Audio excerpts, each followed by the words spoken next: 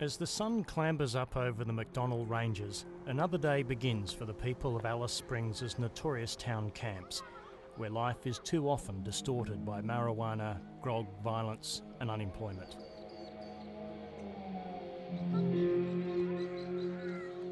The challenges sort of coming from a town camp is that you're not really given a lot of opportunities. You're not really even given a go. But this day is different, because a group of young men is being given a go, thanks to the determination of a maverick entrepreneur and one of the most famous names in Australian football. Hey, Mr. Sid Sheeran. How are you? My name's Sid. Good to see you. Lovely. The bloke in the hat driving the van is Chris Harms, who came to Alice Springs a few years ago after having been at various times a state cricketer, teacher, manufacturer and sports scientist. I said, what do you need?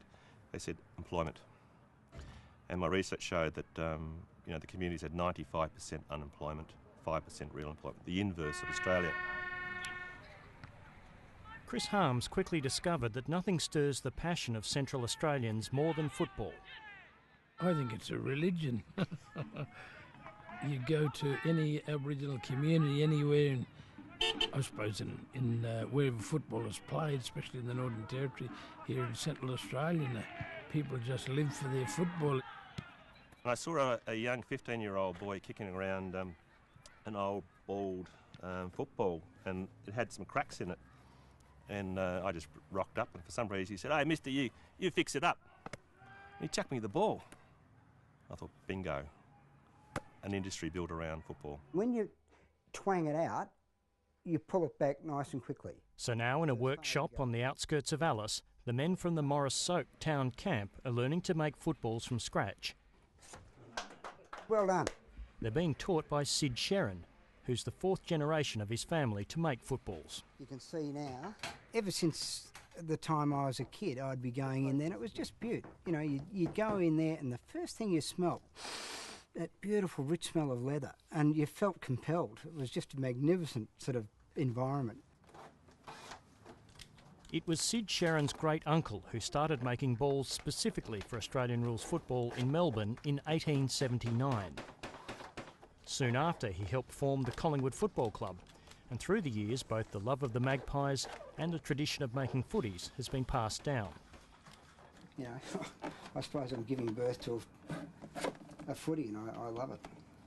Although his father sold the family company to a multinational in the late 1960s, Sid Sheeran still makes footballs in the shed of his Melbourne home in the traditional way, and is now flying to Alice Springs every few weeks to pass on his skills.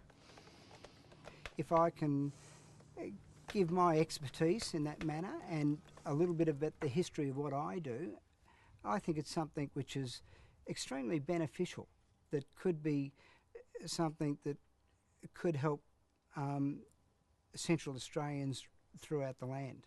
We're going to have to sort of stop and start a little bit. Sid Sheeran and Chris Harms have been seeking out potential workers from town camps, remote communities and even the Alice Springs jail. But this is not just about learning an old craft from a master, nor is it a charity. This is a business. Right? The sky is the limit, right? So it's an opportunity for you to grab it and make something of it. Ken Leckleitner grew up in the poverty of Morris Soak Town Camp and knows how hard it is for Indigenous men to provide for their families. He believes the project puts a modern spin on the tradition of hunting and gathering. So what we've got to do is massage that kind of thinking to say, well, hey, you can still get the same outcome if we go and work for someone for 8 hours and end of the fortnight to be able to get the resources to be able to go hunting and gathering in the supermarket and do all that kind of same process. There was a time when most sporting equipment used in this country was made in this country, but not anymore. Increasingly, everything from boxing gloves to cricket bats to pads to golf and tennis balls are made overseas, mostly in factories in China and in India. When it comes to the Indigenous game, Australian rules football, the actual match balls used in the AFL are made in Australia, but more than 500,000 are made overseas and imported every year. Chris Harms believes he can reverse the trend and has set a goal of producing 1,000 balls by Christmas.